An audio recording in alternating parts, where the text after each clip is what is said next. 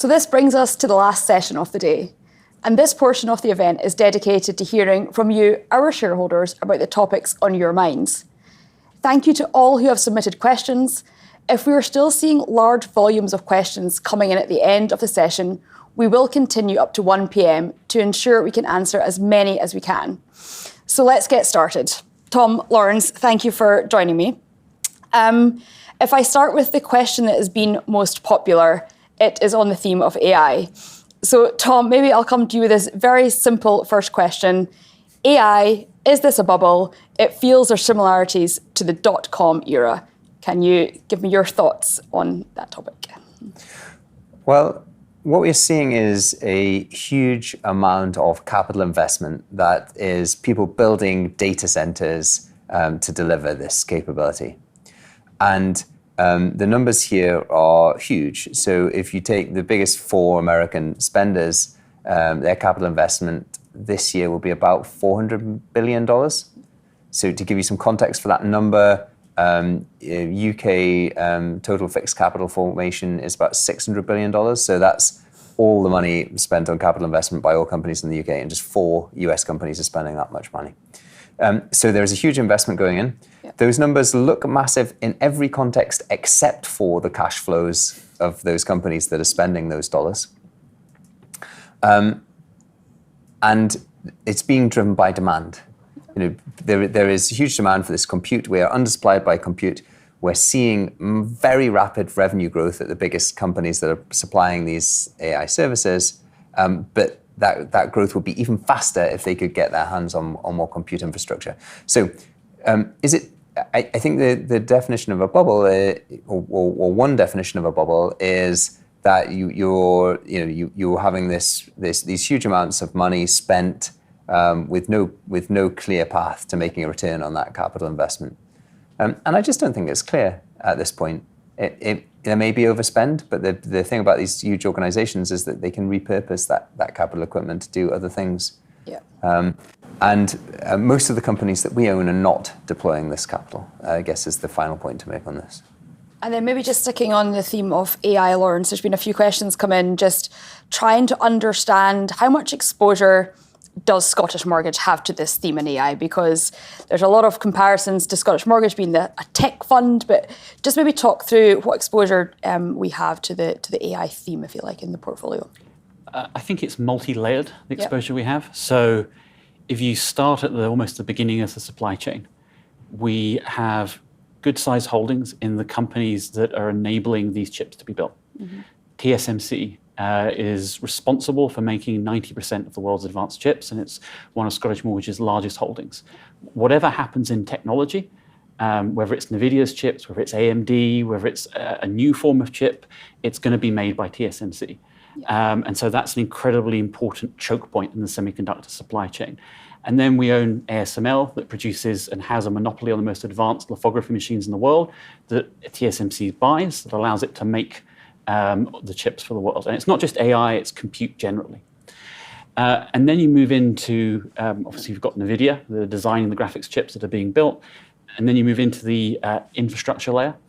70% or so of Amazon's profits today is Amazon Web Services, and that's about providing compute services, part of which is AI. Databricks, Snowflake, lots of other companies also enabling AI. And then you have the application layer, and that does start to get really quite broad. You have companies like Shopify that are adopting AI in a very serious way to massively improve their proposition to merchants. But then I think you have AI as a tool set that every company is able to use.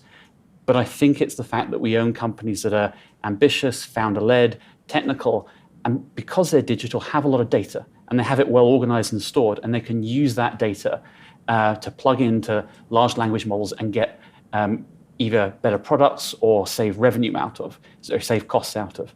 And so we talked earlier to Mercado Libre, AI is helping improve their business massively. And so you're seeing that across the portfolio. Mercado Libre's future is not dependent on AI, but it is making their business better and more profitable in the long run. Perfect. Thanks, Lawrence. And just shifting gears a little bit, Tom, someone's written here, great session about space, but what about the valuation of SpaceX? Is it going to grow enough to justify that valuation? First of all, thank you for saying it was a great session.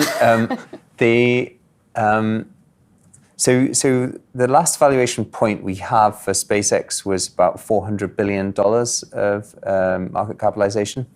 The way to think about the valuation of SpaceX is to think about Starlink. Chris Hadfield said that if you looked at the funding for what they were doing in the launch business, it's coming from the satellite broadband business. Now, Starlink exited last year with 4.5 million subscribers.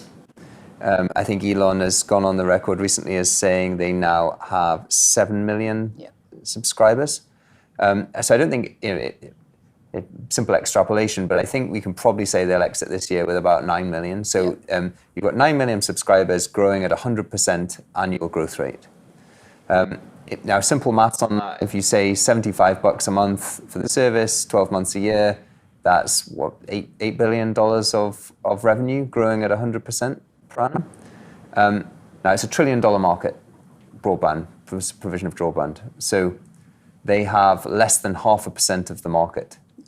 And the technology is getting better, the technology is getting cheaper. Part of what's driving that growth is that the antennae have gone down substantially in price.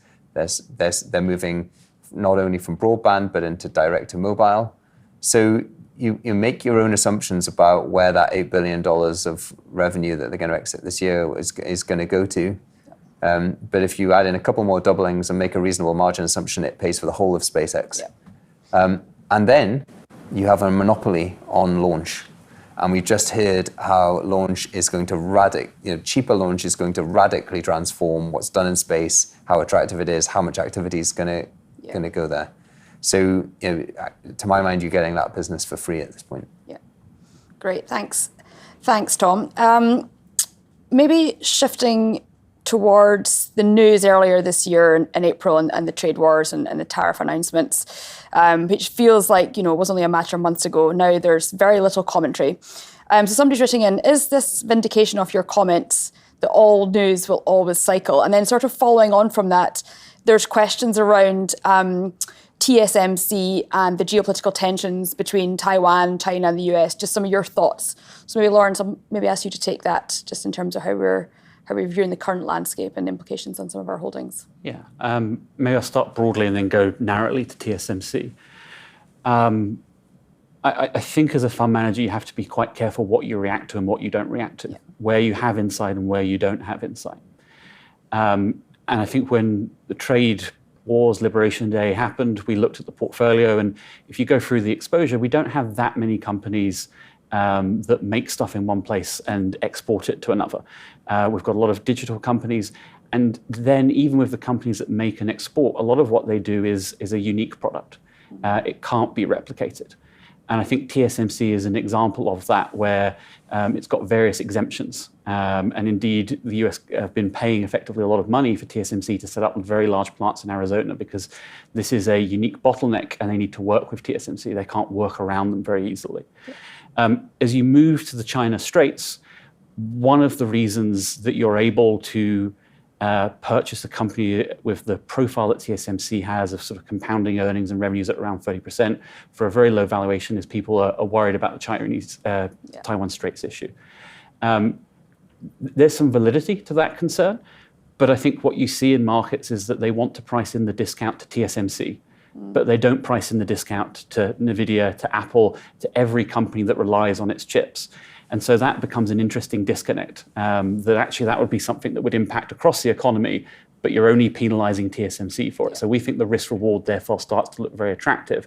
And on top of that, TSMC have been very aggressively building their factories in the US, Germany, Japan. And so over time, the proportion that depends on Taiwan will very slowly go down as well, limiting that risk. And it's now one of our top 10 holdings in the trust as of the end of last month. So a lot of conviction in the name still. Yeah, and it continues to perform very well. Maybe just, Tom, coming back to you. The topic of China, there's a few questions coming here. What's next for China? What are the one or two things the team are hoping to learn and build into in that region? And Tom, you were obviously out in China a few months ago, so maybe why don't you have a crack at that, what we're thinking on China right now? Yeah, I mean, that's a huge question. What next for China? I think just go back to some of our contentions about what's going on in China. It's been a difficult place to invest over recent years, but it's one of the few places in the world that we see innovation at scale in a way that matches what's going on in the West Coast of America. It's an economy which has some phenomenal advantages in certain key technologies. Electrification would stand out there, and you've got this combination of a really large domestic market, really great entrepreneurs, and really important strategic leadership in key industries.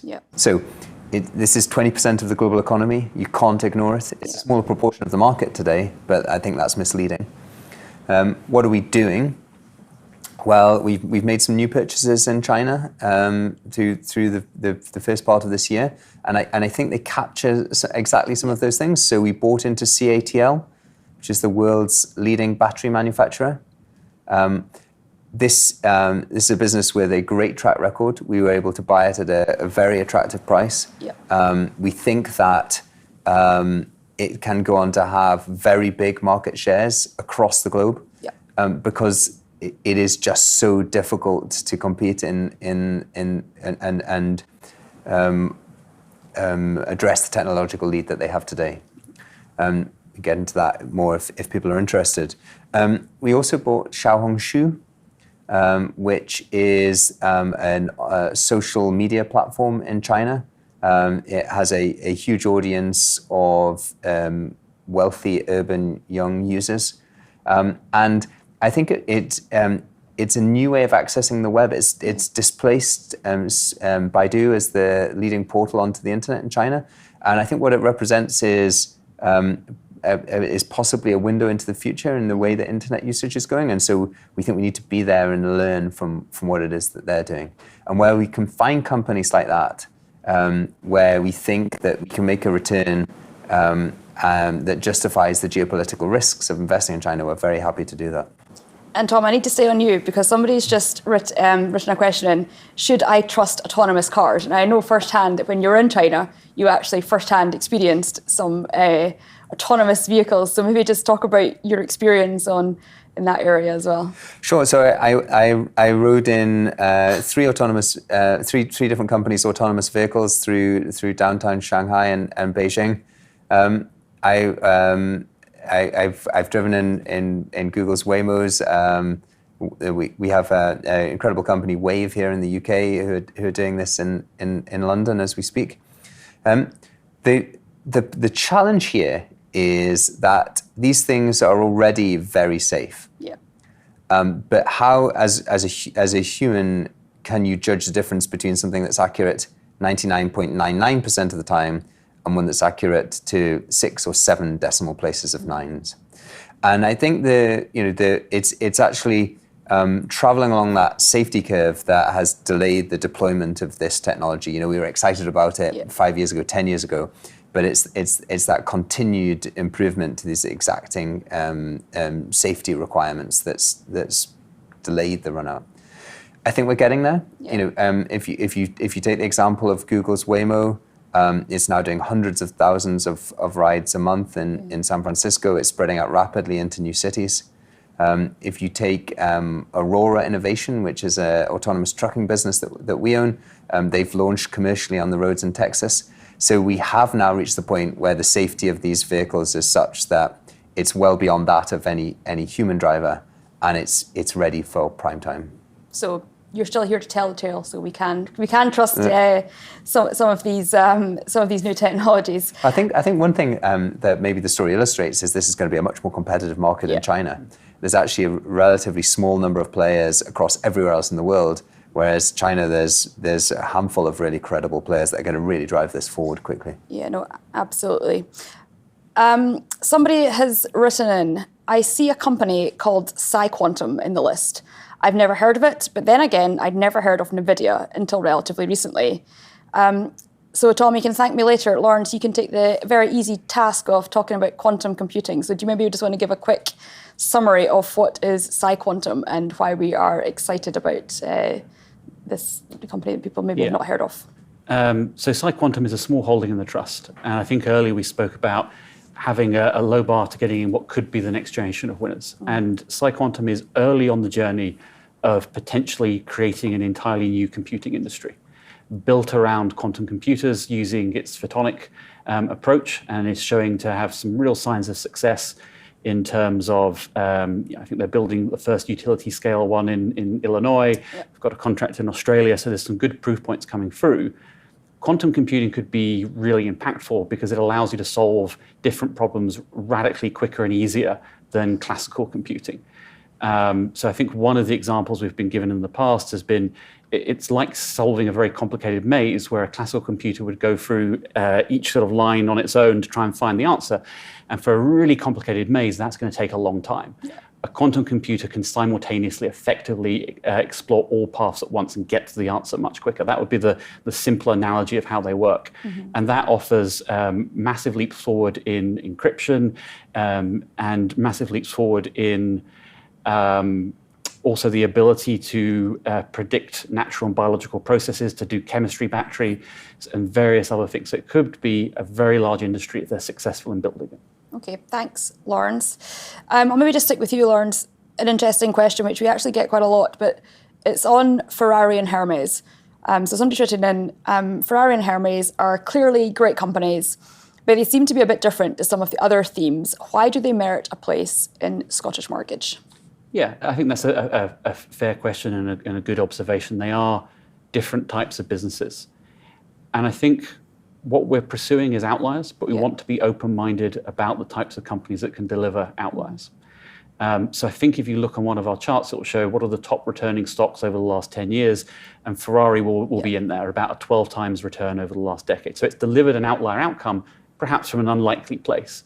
But I think what allows that to happen is when you have a truly iconic brand that has pricing power that allows it to grow revenue steadily with pricing, to continue to improve its margin, and also greater recognition of the quality of this business. And I think it's a strong reminder that outliers can come in many shapes and forms.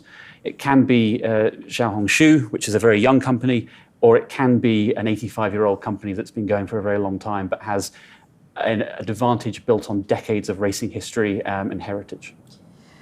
Perfect, thank you, Lawrence. No Scottish Mortgage session is ever complete without a Tesla question. So Tom, to you, is Tesla in trouble, or will it adapt as it always has?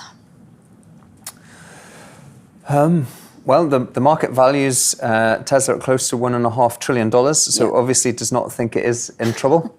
I think that the calculus for Tesla has changed, and we made significant reductions to our holding at the tail end of 2024 to reflect that.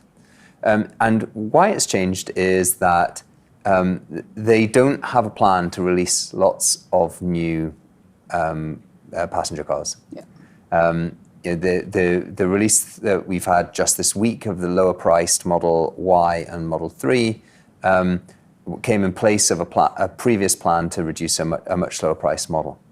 And the reason is because Tesla management have decided that there isn't really a future in passenger cars, that the future is autonomous and electric. And they are all in on that bet. And that, of course, is as a long-term holder of Tesla, that's, of course, the path that they've taken at every juncture. So to own Tesla today, you have to believe that autonomy, and particularly robotaxi, will be a big success. And also that the suite of technologies that underpin that is going to enable humanoid robots. And if you believe those two things, then I think you can make a lot of money in Tesla. Our judgment was that you were paying a lot for that opportunity up front, where there's still a number of proof points to come. And so we very substantially reduced the holding. But we've kept a small holding, and the reason is that there is a lot of evidence that it's a bad idea to bet against Elon Musk. Okay, perfect. There's been a couple of questions on the news around the Nvidia OpenAI collaboration. So the question is around how does it impact the Nvidia investment case and competitive advantage in your opinion? Why don't you do Nvidia? And I just want to touch on this point about the collaboration, because I think one of the factors that's driving these question marks about whether we're in an AI bubble is around the contracts that you're starting to see and the collaborations between the players. So Nvidia is investing directly in OpenAI, conditional on OpenAI investing in Nvidia's chips. And you saw a similar recent deal with AMD, where OpenAI is investing in AMD and signing a contract to buy AMD's chips. And you know that when you provide your customers with capital to buy your product, that's known as vendor financing. And that was a phenomenon that was prevalent in the late 90s in the dot-com bubble. And I think that's one of the parallels, one of the links that people are drawing between the two situations. You know, there are parallels, and then you have to think about what are the differences. And we talked a little bit about that earlier. So that's the collaboration. And Lawrence, do you want to take Nvidia specifically? Yeah. I suppose one approach of trying to explain it would be to say, 18 months ago, when we were talking to companies that would be using AI powered by NVIDIA's GPUs, there was, I think, a degree of uncertainty of, will you ever be able to get a really effective ROI out of that? Yeah. A lot of them were experimenting, return on investment. Yeah. A lot were experimenting on it. They weren't doing it at scale. They weren't saying this is going to change our business. You know, look out for what we can do in revenue generation or cost cutting over the next 12 months. What has changed this year when we're talking to companies is every company is saying, this is how we're using it, and this is how we think it's going to impact our trajectory over the next few years. And we're using it at scale, and we think it is meaningful to the overall outcome of our company. And so what you're seeing is that people are saying they are very much getting a return on investment now. And that is underpinning the opportunity for NVIDIA. Almost every company that we are talking to is telling us this. And when you think about what NVIDIA are offering, it is to offer intelligence to companies. And if you can offer that at the right price point, companies are always going to want more of it. So there is a very large market. Now, I think there is still a question that when we come to the investment case, we see this huge opportunity. We also see a $4.5 trillion starting point valuation. Yeah. And so one of the reasons we've reduced it is, and this may turn out to be, quite frankly, our lack of imagination, but plotting a course to a $15 trillion market cap from here for us is very challenging. Do we think you can still make money from here? Yes, but not the same level of upside that would warrant it being one of the trust's largest holdings. So that's what's generated the reductions. We still see a very good path for the business, but it's just being true to what we say of we're looking for outliers that can deliver a multiple return from here. And with NVIDIA, that's become more challenging as the valuation has risen. Okay, perfect. That's really helpful. Lawrence, maybe just sticking on this theme, somebody has written in, have you avoided investing in large language models for a reason? Well, I guess we can answer that now. Tom, maybe to talk about one of our newer purchases in the portfolio. Yeah, so we haven't invested in large language models. So these are the systems that underpin some of these AI products that you see today. And it's effectively a massive computer system that you train and then you deploy for whatever end purpose you have. Now, the reason that we've been cautious about investing in these things is that there are a lot of people trying to build them, and there was relatively little differentiation between them. So some of these names might be familiar, but you have ChatGPT, you have Claude from Anthropic, you have Gemini from Google, you had DeepSeek, which was a Chinese competitor, and the capabilities of these models seem to, whoever had the latest release would leapfrog the others, and huge sums of capital going into being invested to train these models. So very capital intensive, limited differentiation. That was the hypothesis. And I think what's now become clear is you're starting to see applications, and consumer has been the first one, the chat personal assistant, and OpenAI and ChatGPT.com has become the 5th largest website in the world. You've seen a real distribution edge emerge there, and I think that's a really interesting area. We don't invest in OpenAI. The second use case, which has really taken off, is in writing software.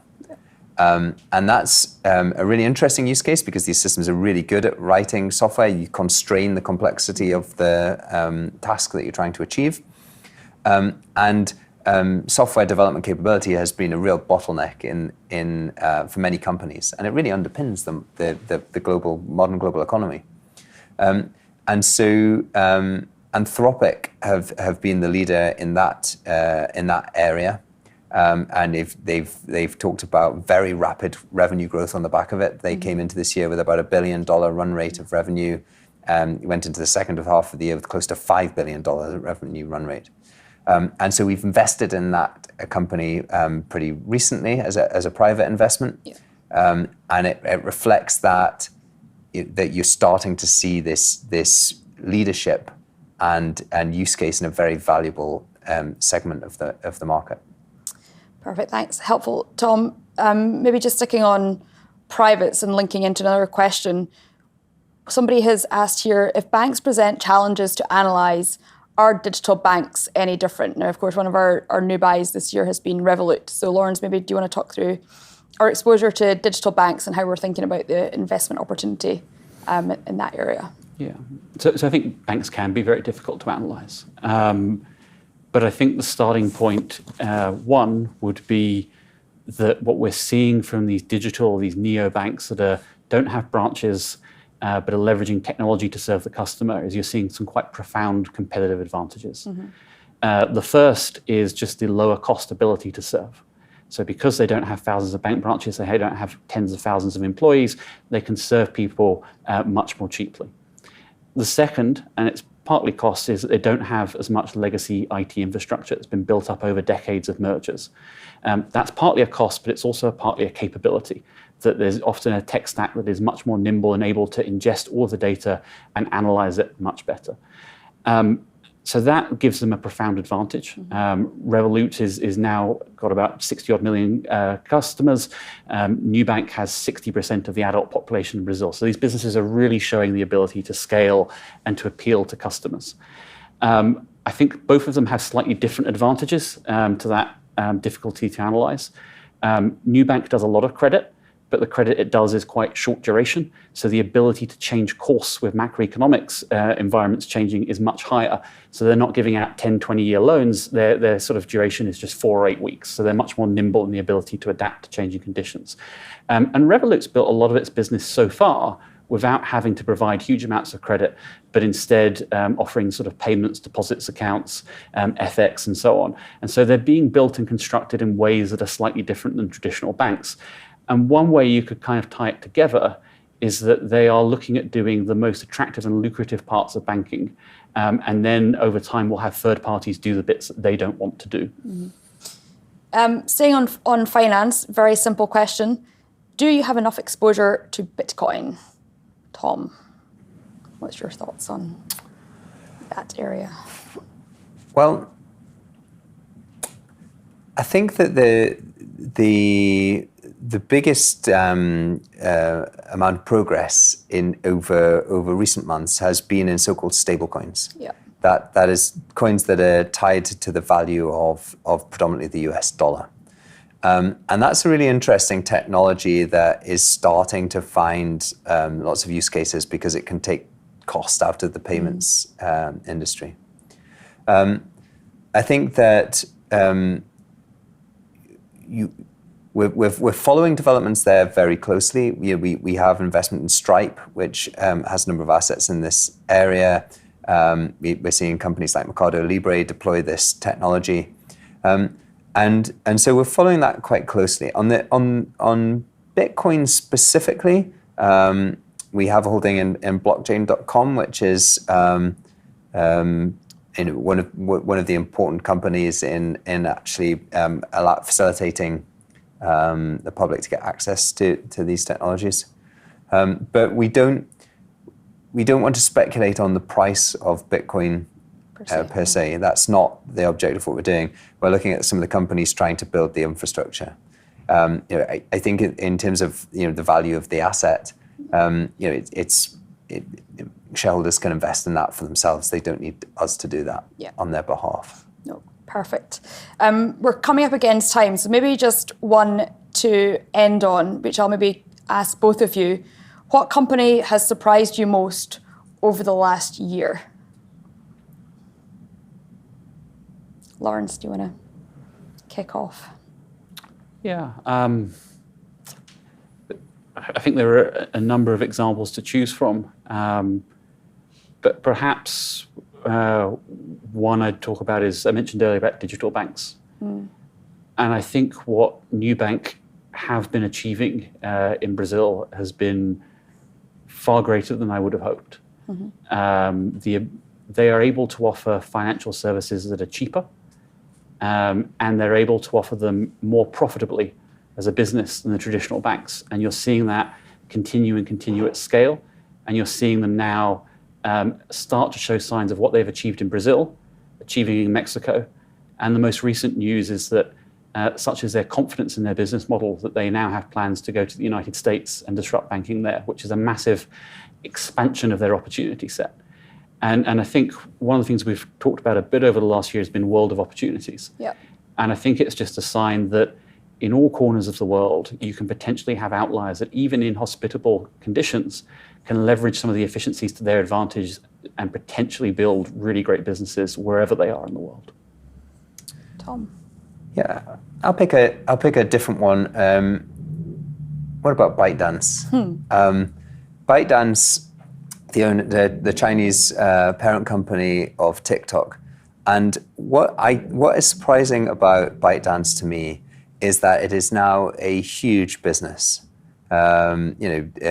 comparable or larger than Meta, Facebook, and yet it continues to grow incredibly quickly. And I just if you're expressing it in terms of surprise, sometimes I just can't fathom how a business of that scale is able to grow at such a rapid pace. Yeah. Until I look at my children who walk around with their devices like this, even when they're supposed to be eating or doing their homework. So ByteDance and Nubank. We're just about out of time, so thank you both for your insights on a wide array of topics. So thank you to everyone who has attended today. We hope you found this year's digital conference insightful. A full recording of today's session will be sent to your inboxes, and it will be available on the website shortly at scottishmortgage.com. Thank you again for joining us.